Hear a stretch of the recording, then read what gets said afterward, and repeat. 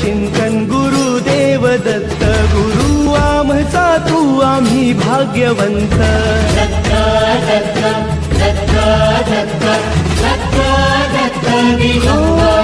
अवधूत चिंतन गुरुदेव दत्त गुरु आमचा तू आम्ही भाग्यवंत नसे जन्म मृत्यू नुरे काही खंत न प्रारंभ मध्य नसे काही अंत